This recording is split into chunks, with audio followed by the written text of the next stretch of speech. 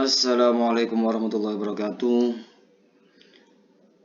Kali ini kita akan membahas soal latihan uji kompetensi jurusan bimbingan dan konseling.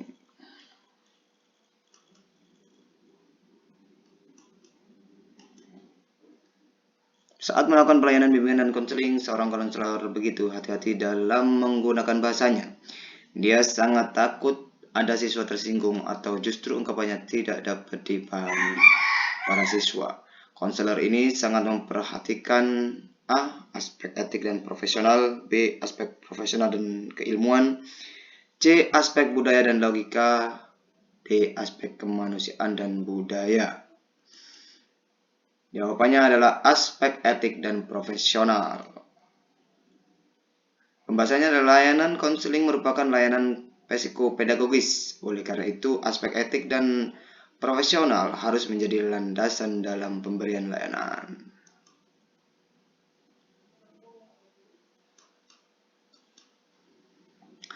Pada dasarnya, kegiatan layanan bimbingan dan konseling tidak dapat dilepaskan dari prinsip pendidikan dan pembelajaran.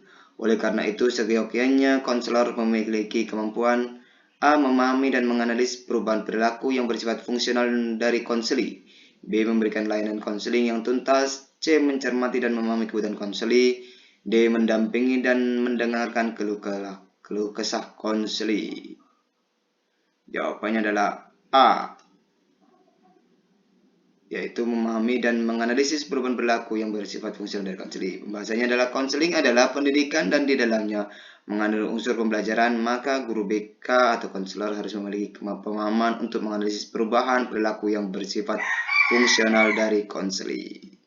Lanjut ke soal berikutnya. Salah satu kesalahan yang banyak dialami konselor adalah kekeliruan menafsirkan potensi klien. Untuk menghindari kesalahan itu, konselor harus A. Mempelajari berbagai instrumen baik tes ataupun non-tes, B. Mengkonsultasikan dengan ahli, C. Memperhitungkan aspek dan kondisi fisik dan emosi klien saat mengikuti tes, D. Membedakan dengan tegas kegunaan tes dan non-tes. Jawabannya adalah C. Memperhitungkan aspek dan kondisi fisik dan emosi klien saat mengikuti tes. Pembahasannya adalah salah satu upaya untuk mengetahui potensi konseli, yakni melakukan kegiatan instrumentasi untuk memperoleh hasil yang lebih baik, maka kondisi fisik dan emosi konseli pada waktu mengikuti harus menjadi pertimbangan agar tidak keliru dalam penafsiran dalam melihat hasil instrumentasi. Kita lanjut dengan soal yang berikutnya. Perilaku konselor berikut benar-benar mencerminkan upaya menghargai potensi konseli. A. Bersikap mendorong dan memberikan penilaian terhadap konseli. B. Melepaskan atribut budaya saat berinteraksi dengan klien. C. Mengabaikan intuisi dan mengedepankan logika. D. Mampu menjadi model dalam berkomunikasi. Jawabannya adalah D. Mampu menjadi model dalam berkomunikasi. Pembahasannya sudah cukup jelas. Lanjut dengan soal berikutnya.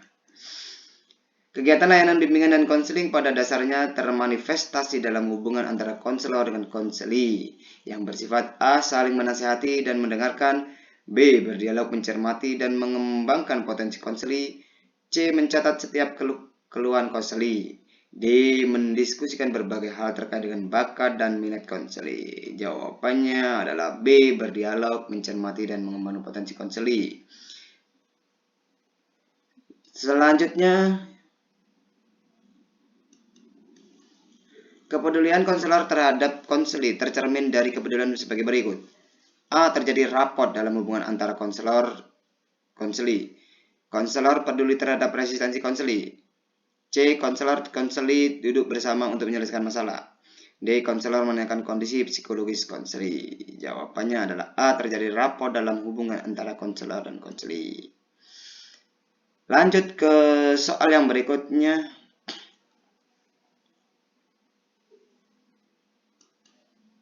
Saat melakukan layanan bimbingan dan konseling, aspek paling utama yang harus diperhatikan adalah A. Mempersilahkan konseli untuk selalu meminta bantuan konselor. B. Memberikan waktu yang bebas kepada konseli untuk berkomunikasi dengan konselor. C. Konselor membangun kepedulian kepada konseli. D. Konselor menjadi keterlibatan emosi. Konselor menjaga keterlibatan emosi dengan konseli. Jawabannya adalah C. Konselor membangun kepedulian kepada konseli. Lanjut ke pembahasannya adalah tanpa adanya kepedulian kepada konseli, maka kerja konselor akan menjadi sia-sia. Kita lanjut dengan soal yang berikutnya. Berikut merupakan salah satu bentuk kepedulian konselor terhadap masalah konseli. Memberikan bantuan kepada berupa solusi kepada konseli.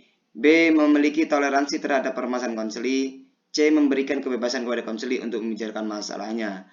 D. Mengabaikan apabila merasa sudah tidak mampu membantu konseli. Jawabannya adalah C. Memberikan kebebasan kepada konseli untuk membicarakan masalahnya. Pembahasannya adalah dengan memberikan keleluasaan untuk mengeksplorasi masalah yang dihadapi konseli, maka konseli merasa dipedulikan. Lanjut dengan soal nomor 9. Pada saat memberikan layanan bimbingan dan konseling secara klasikal, terdapat beberapa konseli yang meminta izin untuk melakukan kegiatan lain. Sikap yang ditunjukkan konselor A. Membiarkan konseli keluar ruangan dengan tidak memberikan tuntutan apapun. B. Mengizinkan konseli keluar ruangan dan menanyakan alasannya. C. Tidak mengizinkan keluar ruangan karena mengganggu kegiatan layanan bimbingan dan konseling. D. Mengizinkan dengan menunjukkan ekspresi kecewa. Jawabannya adalah B. Mengizinkan konseli keluar ruangan dan menanyakan alasannya. Kita lanjut dengan soal yang nomor 10. Pada saat menghadapi konseling yang enggan menerima layanan bimbingan dan konseling, maka sikap yang sebaiknya ditunjukkan konselor adalah A. Memanggil konseling dengan perantara guru atau wali kelas. B. Memanggil konseling dengan perantara surat dari guru BK atau konselor sekolah.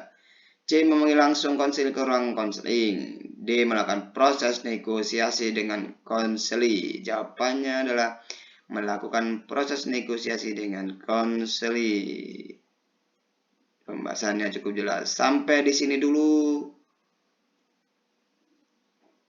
pembahasan kita pada hari ini. Mudah-mudahan bisa bermanfaat. Wassalamualaikum warahmatullahi wabarakatuh.